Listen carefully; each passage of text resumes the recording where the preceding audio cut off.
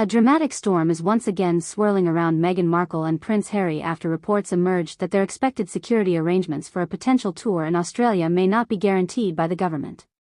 The controversy has sparked intense debate across royal watchers and political commentators, especially because security for the couple has already been a major issue since they stepped away from royal duties in 2020.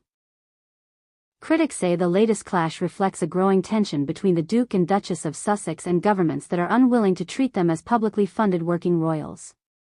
And once again, Meghan's influence over Harry's decisions is being fiercely debated in public discourse.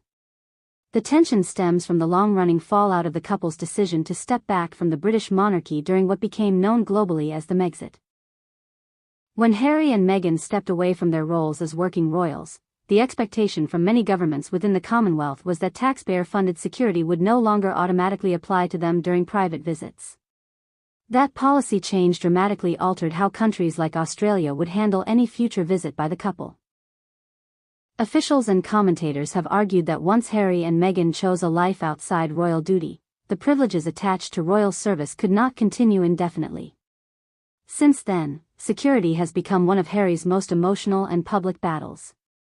The prince has repeatedly argued that the removal of his official protection left his family vulnerable during international travel.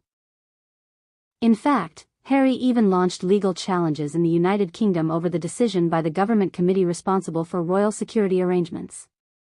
The prince insisted that the threats he faces have not disappeared simply because he moved away from the royal family. However, critics point out that security decisions are based on official status, risk assessment, and taxpayer accountability rather than personal preference. Now the Australian debate has reignited those arguments in spectacular fashion. Reports suggest that any visit by Harry and Meghan would likely be treated as a private tour, not an official royal engagement. That distinction matters enormously. If the trip is considered private, the Australian government would not automatically provide the same high-level protection that accompanies official royal tours. For some commentators in Australia, the issue is simple: taxpayers should not pay for security for celebrities who are no longer representing the crown. The controversy has also triggered renewed criticism of Meghan Markle from her detractors. Some commentators argue that Meghan has consistently pushed for the prestige and visibility of royal life while simultaneously rejecting the institutional responsibilities that come with it. They claim the Duchess has mastered the art of controlling media narratives while positioning herself and Harry as victims of a system they voluntarily left. Whether those accusations are fair or not, they have become a powerful theme in debates surrounding the Sussexes.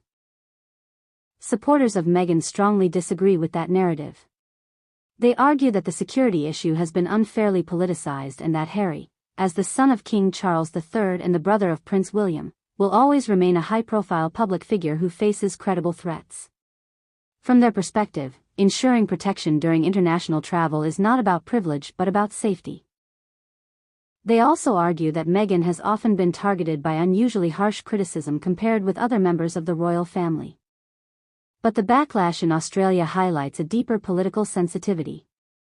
Australian taxpayers have historically funded security for official royal tours because those visits were conducted on behalf of the monarchy and the British state. When a member of the royal family travels privately, however, that justification disappears. For many Australians, the Sussexes' current status places them closer to global celebrities than to official representatives of the crown. The debate also exposes how complicated Harry and Meghan's position has become within the modern royal landscape.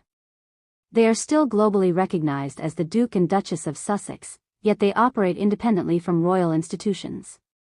That hybrid status, neither fully royal nor fully private, continues to create conflicts whenever questions about privileges, funding, and public responsibility arise. For Harry and Meghan, the latest controversy represents another chapter in a saga that has defined their post-royal life. Every international trip, media project, or public appearance now seems to ignite debates about entitlement, fairness, and the boundaries of royal privilege. And as discussions about security in Australia show, the tension between their global celebrity status and their former royal roles is far from resolved.